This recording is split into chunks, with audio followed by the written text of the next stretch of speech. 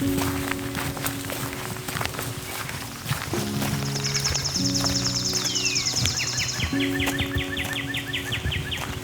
day to you all and welcome back to my channel. Today I'm going to be talking about something that I should have done on this 3rd gen Prelude a long time ago. I thought about it a long time ago and I didn't think about it again, or didn't really read about it again until we picked up OMA, the CB7 Accord. But I want to go ahead and install a kill switch today on the 3rd gen Prelude, more specifically a fuel pump kill switch. There's a lot of really effective ways to add security to your car, especially an older car, but a kill switch is just such an effective one for such a low cost, so I'm going to start with that. And like I said, this I really should have done, honestly, the first week I picked up this car, because these cars are sought after, they're rare, you don't find them anymore, especially in good condition.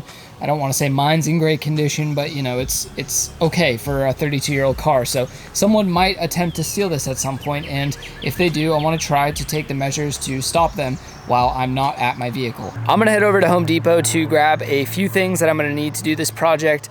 This shouldn't really cost you any more than $20. You could pick up all the things you're gonna need either at like an auto parts store or Home Depot. Essentially, you're just gonna need some electrical wire, a switch, and then some butt connectors, things of that nature. But we'll get into that later. I'm gonna show you guys not everything, because obviously I don't wanna show you my security system on my own car and post that on the internet where God knows how many people are gonna see it.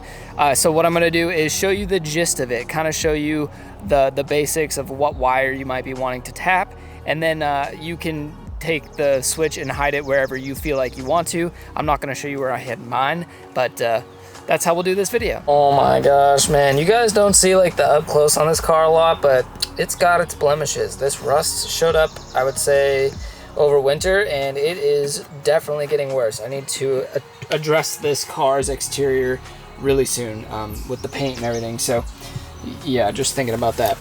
But as far as security goes on these cars, Hondas, especially older Hondas, are notorious for being easily stolen. The keys on them can easily be shaved and be used to get into the car, and I think sometimes even start the car.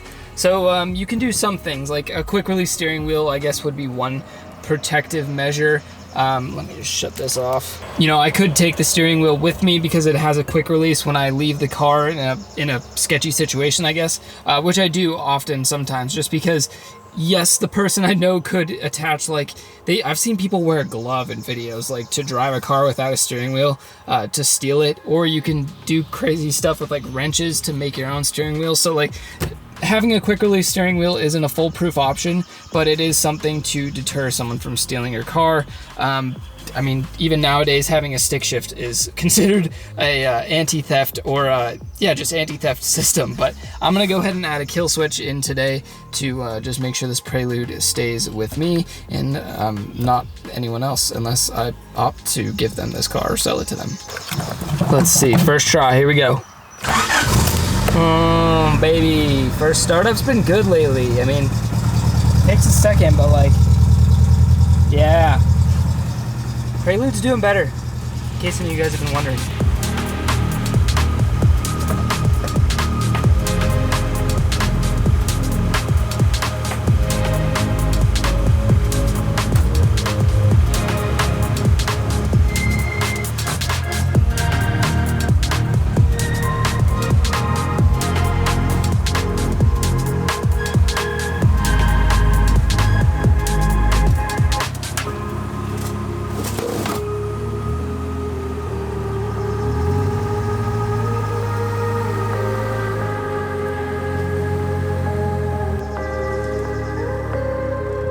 And I almost forgot about the old dash cam. It's also a good way to protect your vehicle. And if something does happen, hopefully it captures it on footage.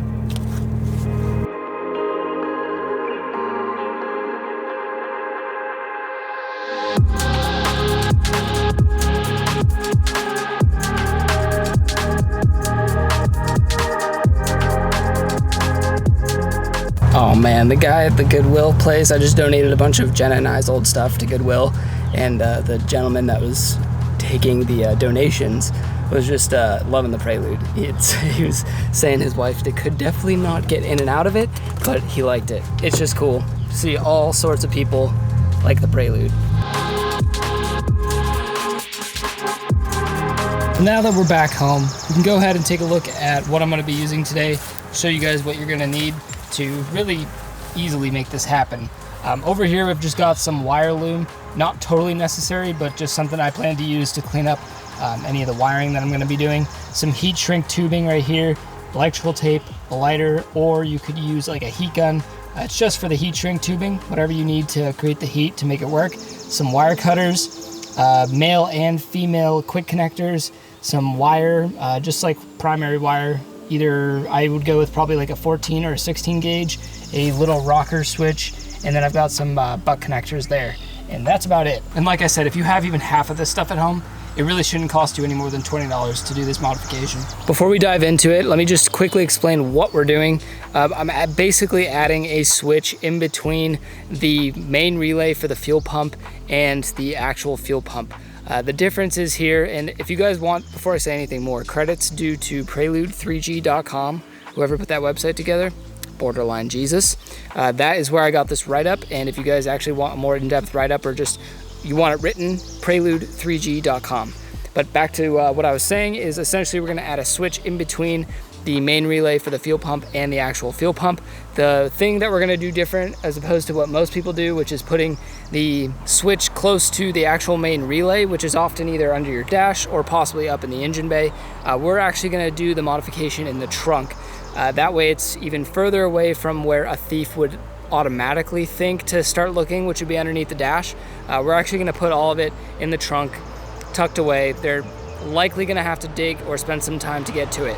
Now, I will say, if you have not as much of a dissected trunk as I do, this process might take you a bit longer to get to it. You're going to want to go into the trunk, which, by the way, guys, everything is holding up really well. I took, obviously, out the paneling right now, but everything is staying nice and dry, or I should say rust-free, not necessarily dry. I still have to sort out the taillights, but in another video.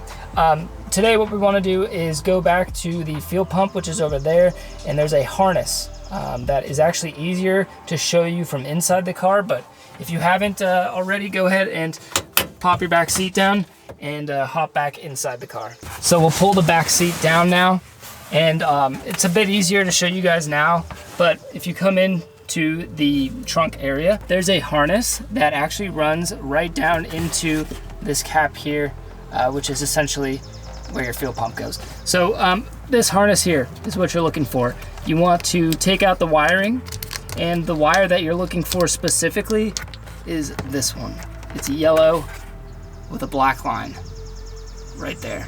That's the one we're going to cut in half and splice our switch into. Now I will say two things. One, it's really hot, and I didn't pick the right day to do this because most of the work is done inside the car, and it's super hot, so I've got it parked in the shade. But two, according to Prelude3G.com, this works for all third gen Preludes. That wire is supposed to be the same color for all of them, including the dual carb motors. So I'm getting my information from there. I'm assuming it's factual, and we're gonna go with that. But now we have to grab the cutters, cut that wire, and we're basically gonna just add extensions onto that and place our switch. All we're gonna do here is make a cut on this wire, again, black and yellow.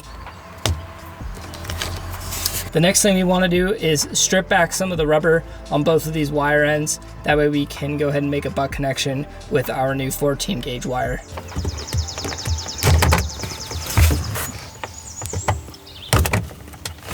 Next, we want to take our butt slice connectors and add one to each of the ends that we just cut. And then we're going to shrink those on. And then we're going to take our new wire and cut two lengths, one that we're going to add on to each end of wire here on the other end of the butt connector.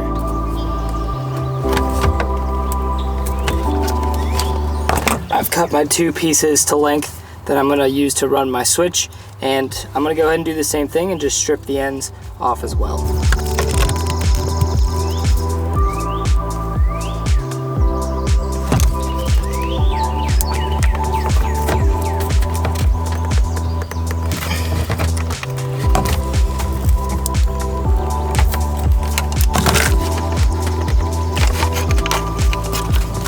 Something I'll mention real quick, if you are going to use a lighter, make sure, or really anything that produces heat or possibly any spark, if you're working near your gas tank in your trunk, your fuel pump, things of that nature, make sure you're very, very careful. You don't want a spark flying where it shouldn't be flying. So Just thought I should include that in this video. Here's what those two connectors should look like once they are all water closed with the little butt connections there, and everything is cinched together. And then on the other ends of this, we're gonna basically add our quick connectors.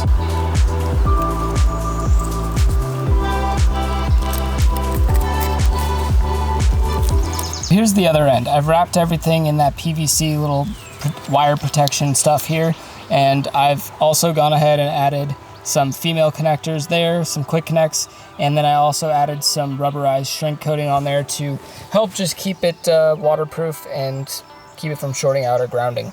And now essentially we're ready to put the switch on. It shouldn't really matter which end we put onto the switch, so whichever suits your fancy, just go ahead and cinch each side onto the connector, just like that. And now we should have our switch totally wired up and functional. Now obviously I'm not just gonna have my switch in my hand. I'm not just gonna leave it kind of just dangling out like this. I'm not gonna show you guys where I'm gonna hide my switch because that would obviously defeat the purpose, but this is as far as I can take you. Just know that you can do even more with this. If you want, you can add multiple switches, if you get what I'm saying, to further keep someone from stealing your car, or at least make it that much more difficult. So I guess with that being said, let's go ahead and test this out. I don't know which one is on and off, so we'll figure that out together, and we'll make sure that this whole system works. Let's go ahead and give it a shot.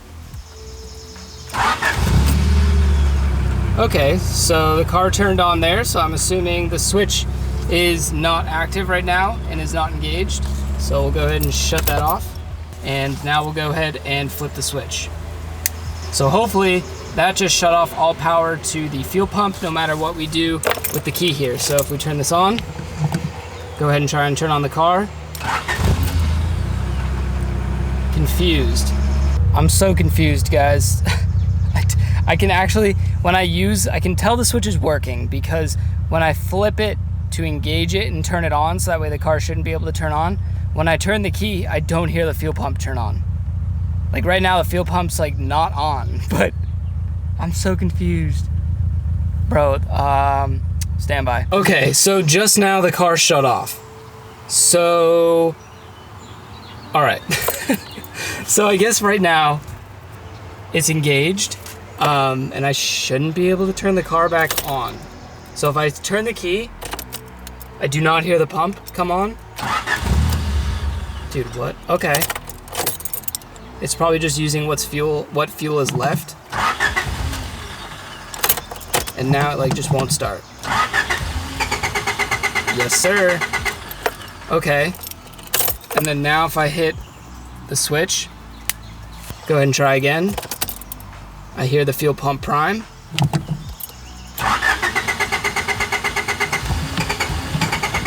Well, now there's just no fuel in it, so I guess like, hold on. There it is. Okay. So it works, but I guess it's like not 100% foolproof. Like you need to make sure you kind of use up the fuel in the lines before you shut the car off. Good morning, guys. It is the next day. Well, good morning. You're picking up right where I left off. But I tried the kill switch this morning, and it works. I'll show you real quick. I won't show you where I hid my kill switch, but it works. So my kill switch is activated right now, so I should not be able to turn on the car. So even if I go ahead and like kick the pedal a bit to give it some gas. Try again. One more time. Maybe give it a little more gas. It's just not gonna start. But let me hit my switch now. We'll try this again now that we have the fuel pump activated. I can hear it come on. All right, now there's just no line. Now there's just no fuel in there.